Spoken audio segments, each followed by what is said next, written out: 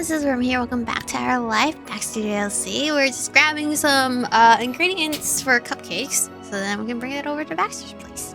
That should save you some time. The frosting will have to be made fresh, but I always find that the easiest part. Oh, and we also have Mom's arm shot out from behind the fridge door, clutching a large tub of cream cheese. She placed it next to the row of bright red boxes of cake mix and half a dozen eggs on the counter.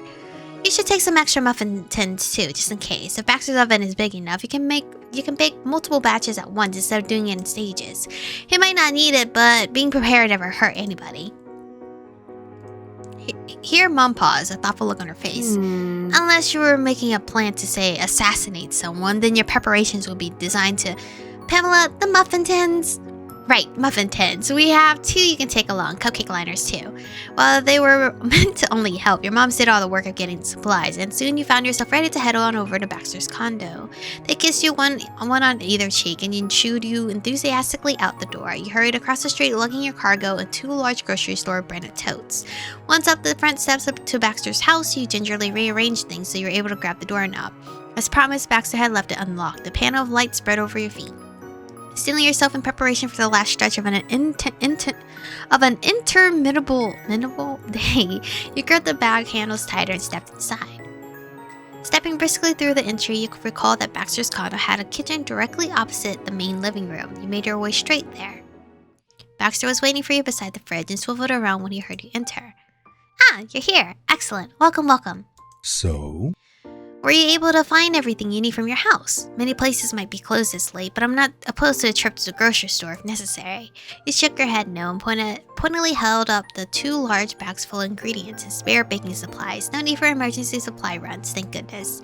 You both made a start on unpacking the bags of ingredients, but before you could get far, there was a sudden exclamation from Baxter, and your hands were 2 boxes of cake mixture. It looks so cute.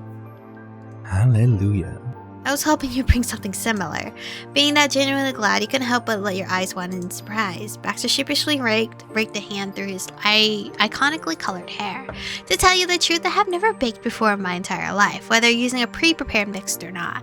I only imagined that this way would be easier, potentially. That's okay, I'm pretty good at it myself. It's not that hard, no need to worry.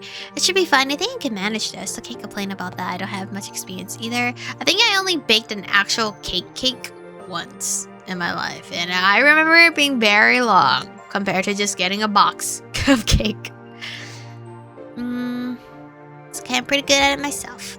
And decorating is a cinch too. I've got this. Decorating I only did a handful of times. Okay, I think I baked more than anything compared to like icing things. I do wish I could decorate though. I don't know that part too much. Where is the part where, like, I'm alright? We're gonna lie and impress him. Baxter gave a newly pleased reappraisal. With no small amount of relief mixed in, he bobbed a comical little bow. In that case, I will place myself entirely at your disposal, Michiko. It's my honor to be your humble assistant for the evening. Beautiful assistant. Wait, did he say that? Your humble assistant. Beautiful assistant. Oh, my brain said that. Your brain treacherously suggested. You felt a small shock of heat tickle your scalp.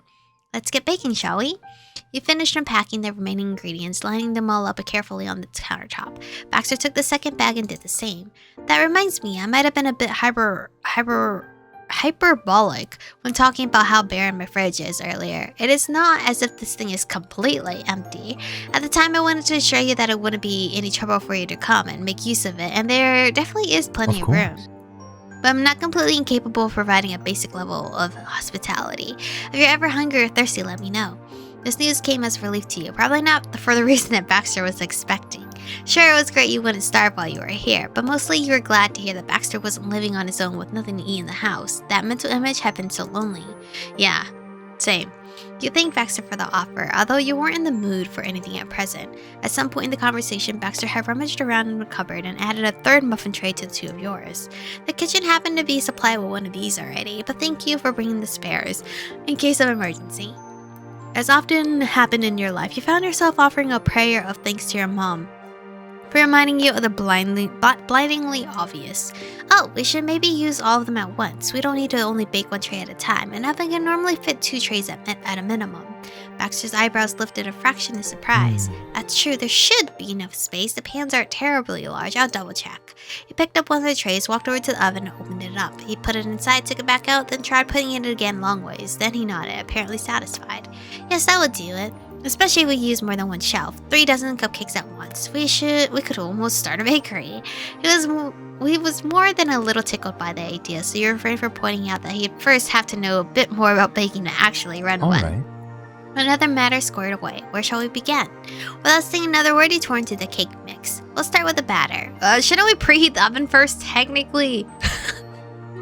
We should start there. Let's start with the batter, which is the mix plus water, oil, and eggs. Normally you'd use milk, but the mix we're using has powdered milk in it to begin with, so water is good. I see. Okay, thank God. We also need to set the oven to preheat to 350 Fahrenheit. Excellent, that's relatively straightforward. The pair of you promptly made a start. Measuring all the ingredients into a mixing bowl didn't present any real challenge. Baxter insisted on cracking the eggs. Even I know how to do that much. With everything together in one bowl, you started to stir it together using a wooden spoon. While you were mixing the batter, Baxter diligently placed 36 miniature paper cupcake liners into the tins. Once he was finished, he came and peered over his shoulder into the bowl.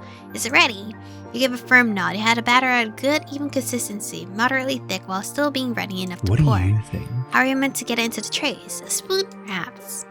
You could just tip the bowl over and...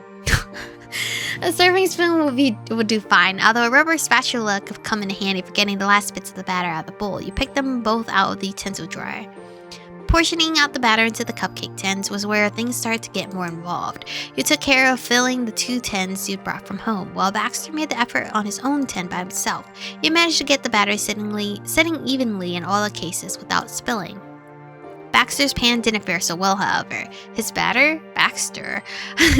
Portions were uneven, and some of the mixture had dribbled off the spoon and onto the tray, which had to be wiped down. He mumbled a quiet apology, clearly embarrassed, but he squashed it with an encouraging grin. He performed his duty, and you were grateful for the help. Baxter cautiously lifted the trays one at a time into the hot oven, placing 2 onto the top shelf and sliding the last one underneath. Then he checked the instructions again and set a timer on his phone. There was enough cake batter left to fill another 2 trays at a rough estimate, but the 3 in the oven were all you had, so you covered the bowl with shrink wrap and put it in the fridge. By this point, it was nearly 11 o'clock, but Baxter had remained perky and chipper as the night wore on. It didn't come as a surprise by this point, since you knew full well he was a proven night owl. While the cakes were in the oven, you had to take care of the frosting next. You could remember a recipe without any trouble. Mom was right. It was one of the easier parts of making a cake. All told, you recited the necessary ingredients aloud. As soon as you went down the list, Baxter foraged around the countertop and handed the named items to you, which you added to a fresh mixing bowl. Then he dove under the counter for a moment and popped back up, sporting a handheld electric whisk. You inserted 2 metal beaters into the mixture and switched to a low setting. Then you turned the whisk on. Once the mixture was settled, you gradually upped the speed. Once again, Baxter was rather awestruck by the ease with which you handled the process. He'd been given the electric whisk a nervous side eye ever since it was brought out. If I had been given charge of that device, a dusting of sugar would have been the least of our concerns. We might have spent the entire night scraping the cream cheese off the walls. You chuckled and continued to smooth out the spread. While you doted on the bowl, Baxter peered over you with interest, leaning close in order to get a better look. It was a touch closer than might be considered strictly polite, and there was something about the proximity of his body that made it harder than usual to concentrate on the task at hand. Cute. This is so cute. You certainly didn't mind per se, but still, you're operating dangerous equipment here. You could easily pick out the smell of his aftershave. He swallowed. At some point, he concluded that he was crowding you over much, so he took a few small steps to a safer distance. He sort of lounged against the far counter, trying to make it appear as though he'd always intended to do so. Baxter worked quite hard behind the scenes to give off the impression that everything he did was totally effortless. Maybe it came from being a dancer. You pondered these things during the tedious mixing process. It was so cute. Of course, you already knew Baxter was pretty adorable. He is so cute. Oh my god, this man. It wasn't too long before you had the frosting looking halfway decent and turned the whisk off. Baxter took that as his cue to come back over, smiling pleasantly. Thanks. Thanks for taking care of that, Michiko. Come on, it was a team effort. You're welcome. That was nothing. I eat frosting for breakfast. It was a team effort. He did give me the ingredients, so. You're too kind. I suppose we can say I provided emotional support then. I'd originally planned to put the frosting in the fridge while we wait for the cakes to finish, though that might make it too difficult to spread later on. What do you think? You've been about to say the same thing, so you merely nodded in approval. It was nice to see that he was beginning to figure things out. At this point, you were inclined to relax a bit, even with the frosting taken care of, and the comforting smell of baking in the air. Baxter was in the mood to keep himself busy. In fact, your success with the cakes, however relative that success might be, he had put him in an industrious frame of mind. You watch as he cheerfully donned a pair of rubber gloves, black, of course, and began to fill the sink with water in order to wash the bowls and other baking equipment. I was gonna say, girl, this portion of the baking process is when you start cleaning up. Like, while the faucet was running, he also took out some cloths and surface cleaner with the intent of wiping down the countertops wherever there were traces of cake mix, powder, and batter. Should help him. He gave you a silent smile of gratitude as you picked up one of the rags and the bottle of cleaner. You didn't exchange words, there was no need. Suddenly there was a bright tinkling sound. It jolted you out of whatever thought you had been having. Baxter's hand went to his back pocket. The timer on his phone had run out. Exciting. The cakes are done. He was genuinely excited by the prospect, hastily jabbing at his screen to turn off the alarm, then grabbing a nearby pair of oven mitts with pictures of cats on.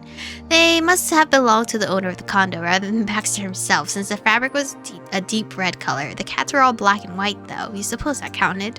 Carefully, cautiously, he eased the 3 baking pans out of the oven, placing them one by one onto the granite counter. He even recalled which had gone in first, second, and third, and removed them in proper order. The cakes looked good. They'd risen uniformly, and the color was a nice rich chocolate brown. They hadn't dried out either. You could see a faint moist sheen on the surface. You chimed up as you admired your handiwork. Do you have anything to go underneath the pans to protect the counter, I mean? Oh, that's a good point. I don't think there's anything here, though. It should be fine, hopefully. The stone is real, none of veneer over less sturdy material. Baxter stared down at the cakes, his face thoughtful. Then he removed the oven gloves, folded them onto the tabletop, and pinched the bridge of his nose, eyes closed. So... I tried to ask, but how many of these were we supposed to make? I've only now realized I never asked Terry how much food she needs. Oh, you hadn't thought of that. While it had been decided you'd bring cupcakes, Terry had never said anything about quantity. She simply wanted another dessert besides her cake.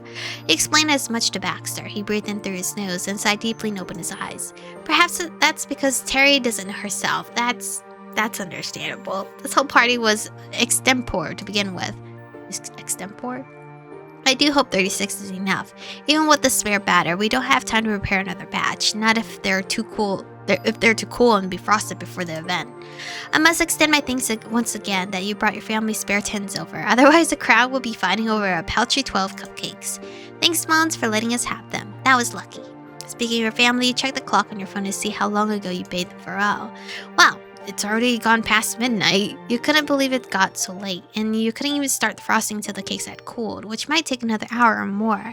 You put the phone down, glancing in Baxter's direction. You were acutely aware he was doing you a favor, more than one for that matter, and you didn't want to further impose if it'd be an issue. You decided to put the question to him directly as much as you were able. What would be worse, staying up even later to finish everything tonight, or getting up bright and early tomorrow morning? Baxter scrunched his face, his boyish nose wrinkling in distaste. Waking early, no question. Of course, you knew he'd say that before you even asked, but you wanted to give him the choice. It's fine. Don't worry. I will stay awake as long as needed to see this endeavor through. I understood what I was setting up for when I offered to help, more or less. Though I honestly don't mind if you head home and get some rest. I can idle around until the cakes have set, and then, well, the rest. Until today, I've never baked before, and by extension, I am 99% certain that I've never frosted a cake before either, but I can manage. He cleared his throat, crossing his arms with finality. The point is, I don't intend to quit until the end. The bitter, but hopefully not bitter in taste, end. Well, after such a rousing speech, I can't exactly abandon you. No, I could never make you do all that by yourself. I appreciate the understanding. Both your continued company and your help. We'll get through this with, what was it? The awesome and terrible power of teamwork. The commitment made you decide to put the cakes in the freezer for a short while to help speed the cooling process along. The 3 tins fit snugly inside, nothing left to do but wait.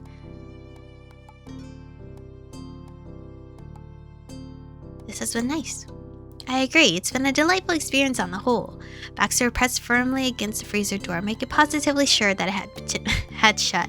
He then tapped at his phone, setting another timer before glancing in your direction. Well, Since we need to wait a while longer, why don't we take this opportunity to rest? You're welcome to use either the couch or a chair in the living room. He ran a finger around his collar before putting a hand on his forehead, pantomiming fatigue. I must say, trying to keep up with you is taking its toll on my stamina. I'm starting to feel the effects. I'll take a rest on the couch then. The chair sounds good right now. Maybe I'll just stretch my legs in the lounge for bed. I don't think I would go to sleep. Going to sleep right now would be a crucial mistake, because I would not wake back up. But anyway, this is where we're going to end today's episode off. Stay beautiful, and I'll see you guys in the next one.